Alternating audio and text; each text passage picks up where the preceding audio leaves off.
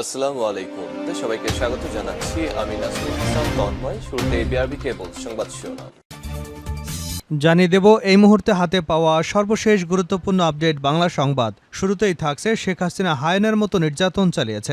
জামায়াতে ইসলামের secretary general অধ্যাপক মিয়া গোলাম পরোয়ার বলেছেন, শেখ হাসিনা কিভাবে হায়নার মতো মানুষের উপর নির্যাতন, নিষ্পেষণ ও শোষণ চালিয়েছেন তাই দেশের মানুষ দেখেছে।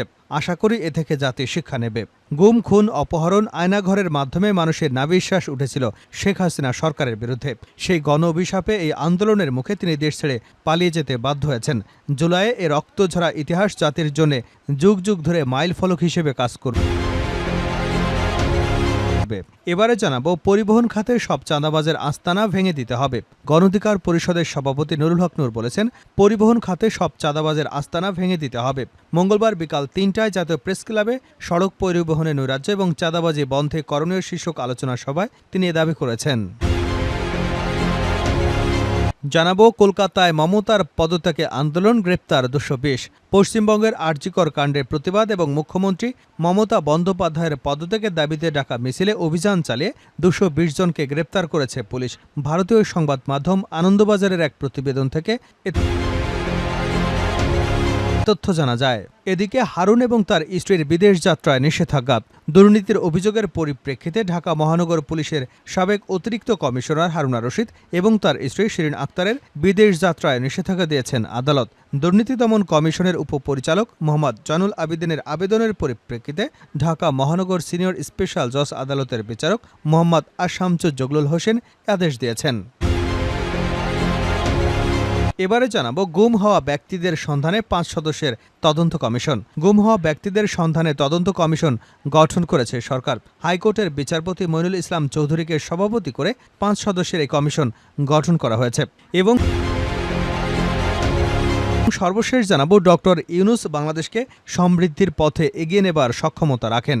ঢাকায় নিযুক্ত সৌদি রাষ্ট্রদূত ইসা ইউসুফ ইসা আল দোহাইলান বাংলাদেশের অন্তর্বর্তীকালীন সরকারের প্রধান উপদেষ্টা অধ্যাপক ডক্টর মোহাম্মদ ইউনূসের নেতৃত্বের প্রশংসা করে বলেছেন, তিনি দেশকে সমৃদ্ধির পথে এগিয়ে নিয়ে যাওয়ার সক্ষমতা রাখেন। এতক্ষণ শিরোনাম শুনছিলেন, এবার বিস্তারিত। প্রিয় দর্শক, আপনি যদি এই চ্যানেলে নতুন হয়ে থাকেন, ভিডিওটি দেখতে দেখতে চ্যানেলটি সাবস্ক্রাইব করে আমাদের সঙ্গেই থাকুন। আর এই ভিডিও সম্পর্কে আপনি আপনার মূল্যবান মতামতটি কমেন্ট বক্সে জানিয়ে দিন। আর হ্যাঁ প্রিয় দর্শক, জানিয়ে দিন ভিডিওটি কোথা থেকে দেখছেন। শেখ হাসিনা হায়নার মতো নির্যাতন চালিয়েছে গোলাম পরোয়ার। জামায়াতে ইসলামের সেক্রেটারি জেনারেল অধ্যাপক মিয়া গোলাম পরোয়ার বলেছেন, শেখ হাসিনা কিভাবে হায়নার মতো মানুষের উপর নির্যাতন, নিষ্পেষণ এবং শোষণ চালিয়েছেন তাই দেশের মানুষ দেখেছে। আশা করি এ থেকে জাতি শিক্ষা নেবে। গুম, খুন, অপহরণ, আয়নাঘরের মাধ্যমে মানুষের নাভিশ্বাস উঠেছিল হাসিনা সরকারের বিরুদ্ধে। সেই গণ অভিশাপে এবং আন্দোলনের মুখে তিনি দেশ ছেড়ে পালিয়ে যেতে বাধ্য হয়েছেন। জুলাইয়ে এ রক্তঝরা ইতিহাস জাতির জন্য যুগ যুগ ধরে মাইল ফলক হিসেবে কাজ করবে।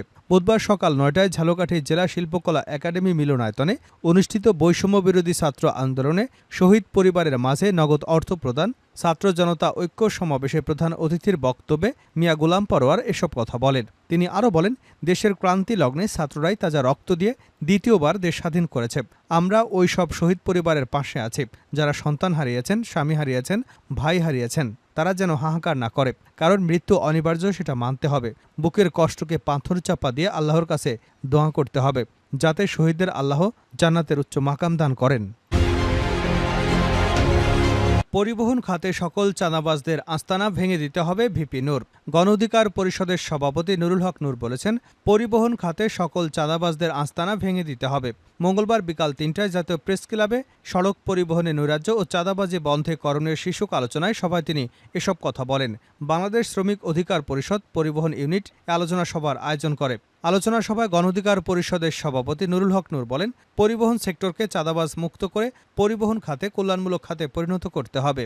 পরিবহন শ্রমিকদের কর্মজীবন শেষে পেনশন ভাতা, স্বাস্থ্য ভাতা সরকারকে নিশ্চিত করতে হবে। ছাত্র জনতা একটি কল্যাণমুখী গণতান্ত্রিক রাষ্ট্র গঠনের জন্য জীবন দিয়েছে। কোনো মাফিয়া তন্ত্র চাঁদাবাজির জন্য ছাত্র জনতা জীবন দেয়নি। কোথাও কোনো চাঁদাবাজি, দখলদারিত্ব চলবে না, এসব হতে দেওয়া হবে না। তিনি বলেন, পরিবহন খাতে যাত্রাবাড়ি, গাবতলী, মহাখালীতে যেসব চাঁদাবাজের দোকান ছিল সেগুলো বন্ধ করতে হবে। যেখানেই চাঁদাবাজদের দেখবেন সেখানেই ধরে ধরে হাত পা ভেঙে দেবেন। আমরা সাংবাদিক, পরিবহন মালিক সহ সবার সঙ্গে বসব, কোথাও কোনো অনিয়ম হতে দেওয়া হবে না। নুরুল হক নূর বলেন, গত কয়েক বছর সাংবাদিকরা সংবাদ প্রকাশ করতে গিয়ে হয়রানির শিকার হয়েছেন, চাকুরি হারিয়েছেন, সেসব বিষয়ে ব্যবস্থা নিতে হবে। সংবাদপত্রের অফিস, টেলিভিশন দখল চলবে না। এসবের জন্য এই বিপ্লব হয়নি। তিনি আরও বলেন, এ সরকার কোনো রাজনৈতিক সরকার নয়, এটা ছাত্র জনতার ম্যান্ডেটে গঠিত সরকার। এখানে রাজনৈতিক কোনো ব্যক্তি নেই। তাই সরকারকে আরও বেশি কার্যকর করার জন্য গণঅধিকার পরিষদ, বিএনপি, জামাত সহ অ্যাক্টিভ রাজনৈতিক দলের নেতাদের পরামর্শ অনুযায়ী যোগ্য ও দক্ষ আরও 10 জনকে যুক্ত করবার আহ্বান জানাচ্ছি। মনে রাখতে হবে, এই ছাত্র জনতার আন্দোলনে রাজনৈতিক দলগুলোরও যথেষ্ট ভূমিকা ছিল। তাই দেশকে সঠিকভাবে পরিচালনা করতে হলে রাজনৈতিক ব্যক্তিদের পরামর্শ নিয়ে কাজ করতে হবে। কলকাতায় মমতার পদত্যাগের আন্দোলন, গ্রেপ্তার 220। পশ্চিমবঙ্গের আরজিকর কাণ্ডের প্রতিবাদ এবং মুখ্যমন্ত্রী মমতা বন্দ্যোপাধ্যায়ের পদত্যাগের দাবিতে ডাকা মিছিলে অভিযান চালিয়ে 220 জনকে গ্রেপ্তার করেছে পুলিশ। ভারতীয় সংবাদ মাধ্যম আনন্দবাজারের এক প্রতিবেদন থেকে এ তথ্য জানা যায়। পশ্চিমবঙ্গে ছাত্র সমাজের ডাকে আজ মঙ্গলবার সামাজিক যোগাযোগ মাধ্যমে নবান্ন অভিযানে ডাক দেওয়া হয়। সকাল থেকেই বিভিন্ন প্রান্তের মানুষ জড়ো হতে থাকেন। কেউ নদীপথে, কেউ বা ট্রেনে, কেউ বা আবার সড়কপথে মিছিল নিয়ে নবান্নের উদ্দেশ্যে মিছিল করতে থাকেন। এদিকে আন্দোলনকারীদের আটকাতে প্রস্তুত ছিল পুলিশও। মোতায়েন করা হয়েছিল 6000 পুলিশ সদস্য। বিক্ষোভকারীরা পুলিশের উপর ইটপাটকেল নিক্ষেপ করে বলে অভিযোগ উঠেছে। পুলিশ জলকামান ব্যবহার করে, নিক্ষেপ করে টিয়ার গ্যাস, ব্যবহার করা হয় ড্রোন। সেখান থেকে পুলিশ মোট 220 জনকে গ্রেপ্তার করেছে, আটক করেছে আরও অনেকে। মঙ্গলবার সন্ধ্যায় এক সংবাদ সম্মেলনে এ তথ্য নিশ্চিত করেছে পুলিশ। এই অভিযানকে বিশৃঙ্খলা তাণ্ডব আখ্যা দিয়ে পুলিশ কর্মকর্তা সুপ্রদীপ সরকার বলেন, শান্তিপূর্ণ আন্দোলন হবে বলে বলা হয়েছিল, কিন্তু আমরা দেখলাম অশান্তিপূর্ণ একটি আন্দোলন। এই আন্দোলন কখনো বাংলার প্রকৃত ছাত্র সমাজের হতে পারে না। পুলিশের দাবি, নবান্ন অভিযানে পুলিশের অনুমতি ছিল না, তাই আন্দোলনকারীদের আটকাতে হাওড়ার জায়গায় জায়গায় ব্যারিকেড তৈরি করা হয়েছিল। অভিযান শুরুর কিছুক্ষণের মধ্যে পরিস্থিতি অশান্ত হয়ে যায়। পুলিশ জানিয়েছে, অভিযান থেকে কলকাতা পুলিশ মোট 126 জনকে গ্রেপ্তার করেছে। আটককৃতদের মধ্যে 103 জন পুরুষ, 23 জন নারী রয়েছেন। রাজ্য পুলিশের হাতে আটকের সংখ্যা 94। অভিযানে 15 জন পুলিশকর্মী আহত হয়েছেন। হারুন ও তার স্ত্রীর বিদেশ যাত্রায় নিষেধাজ্ঞা। দুর্নীতির অভিযোগের পরিপ্রেক্ষিতে ঢাকা মহানগর পুলিশের সাবেক অতিরিক্ত কমিশনার হারুনা রশিদ ও তার স্ত্রী শিরিন আক্তারের বিদেশ যাত্রায় নিষেধাজ্ঞা দিয়েছেন আদালত। দুর্নীতি দমন কমিশনের উপপরিচালক মোহাম্মদ জয়নুল আবেদিনের আবেদনের পরিপ্রেক্ষিতে ঢাকা মহানগর সিনিয়র স্পেশাল জজ আদালতের বিচারক মোহাম্মদ আশামসুদ জগলুল হোসেন এ আদেশ দেন। দুদকের পক্ষে আবেদনটি দায়ের করেন আদালতের পাবলিক প্রসিকিউটর মোহাম্মদ মাহমুদ হোসেন জাহাঙ্গীর। আবেদনে জাহাঙ্গীর হোসেন বলেন, এই দম্পতি দেশ ছেড়ে পালানোর চেষ্টা করছিলেন, তাই তাদের দেশত্যাগ ঠেকাতে ভ্রমণ নিষেধাজ্ঞা প্রয়োজন। দুদক আদালতকে জানায়, হারুনের বিরুদ্ধে অবৈধ উপায়ে বিপুল পরিমাণ অর্থ উপার্জনের অভিযোগের অনুসন্ধান চলছে। পরবর্তী পদক্ষেপের জন্য বিচারক আদেশের একটি অনুলিপি বিশেষ শাখার স্পেশাল সুপারিনটেন্ডেন্ট অব পুলিশের ইমিগ্রেশনের কাছে পাঠানো হয়েছে।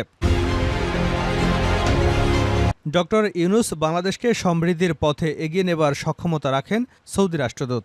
ঢাকায় নিযুক্ত সৌদি রাষ্ট্রদূত ইসা আল দোহাইলান বাংলাদেশের অন্তর্বর্তীকালীন সরকারের প্রধান উপদেষ্টা অধ্যাপক ডক্টর মোহাম্মদ ইউনুসের নেতৃত্বের প্রশংসা করে বলেছেন, তিনিই দেশকে সমৃদ্ধির পথে এগিয়ে নিয়ে যাবার সক্ষমতা রাখেন। রাষ্ট্রদূত মঙ্গলবার রাষ্ট্রীয় অতিথি ভবন যমুনায় প্রধান উপদেষ্টা অধ্যাপক মোহাম্মদ ইউনুসের সাথে সৌজন্য সাক্ষাৎ করেন। এ সময় ডক্টর ইউনুসের প্রশংসা করে তিনি একথা বলেন। বৈঠকে প্রধান উপদেষ্টা সৌদি আরবকে বাংলাদেশের অত্যন্ত গুরুত্বপূর্ণ বন্ধু বলে উল্লেখ করেন। তিনি গত বছরে ওয়ার্ল্ড ফুটবল সামিটে সৌদি আরব সফরের কথা স্মরণ করেন, যেখানে তিনি সৌদি মহিলা ফুটবল দলের উদ্দেশ্যে ভাষণ দেন এবং বিশ্ব পরিবর্তনের ক্ষেত্রে খেলাধুলার অসাধারণ ক্ষমতার বিষয়ে আলোচনা করেন। রাষ্ট্রদূত জানান, বর্তমানে সৌদি আরবে প্রায় 32 লাখ বাংলাদেশি কর্মরত রয়েছেন, যারা তার দেশের জন্য গুরুত্বপূর্ণ অবদান রাখছেন। তিনি জানান, সৌদি প্রবাসী বাংলাদেশিরা বছরে প্রায় $5 বিলিয়ন রেমিটেন্স বৈধ চ্যানেলে পাঠিয়ে থাকেন, আরও $5 বিলিয়ন অনানুষ্ঠানিক চ্যানেলের মাধ্যমে পাঠান। রাষ্ট্রদূত বলেন, অনানুষ্ঠানিক চ্যানেলের অর্থ বৈধ পথে পাঠানো সম্ভব হলে বাংলাদেশের অর্থনৈতিক প্রবৃদ্ধি তা উল্লেখযোগ্যভাবে ভূমিকা রাখতে পারে। তিনি প্রবাসী বাংলাদেশিদের ভূয়সী প্রশংসা করে বলেন, তারা কঠোর পরিশ্রমী এবং অত্যন্ত ধর্মপ্রাণ। 1970 সাল থেকে সৌদি আরবে বসবাসরত 69,000 অনিবন্ধিত বাংলাদেশির পাসপোর্ট নবায়নের বিষয়টি তিনি উত্থাপন করেন। রাষ্ট্রদূত দুই দেশের মধ্যে অর্থনৈতিক সম্পর্ক বাড়ানোর আহ্বান জানিয়ে বলেন, সৌদি ব্যবসায়ীরা বাংলাদেশের লজিস্টিক্স পরিষেবা খাত বা আরএসজিটি ইন্টারন্যাশনাল এবং আকোয়া পাওয়ারের মাধ্যমে নবায়নযোগ্য জ্বালানি খাতের আরও বিনিয়োগ করতে উৎসাহিত। তিনি আরও উল্লেখ করেন, হজ এবং উমরা পালনের সুবিধার্থে ইমিগ্রেশন প্রক্রিয়া সহজ করবার জন্য মক্কা রোড ইনিশিয়েটিভ চালু করা হয়েছে। রাষ্ট্রদূতের প্রধান উপদেষ্টাকে অবহিত করেন, গত বছর প্রায় 5 লাখ বাংলাদেশি উমরা পালন করেছেন। দ্বিপাক্ষীয় সম্পর্ক জোরদার করার জন্য সৌদি নেতৃত্বের প্রশংসা করে ডক্টর ইউনূস সৌদি আরবের চলমান সহিংসতা অব্যাহত রাখার আহ্বান জানান।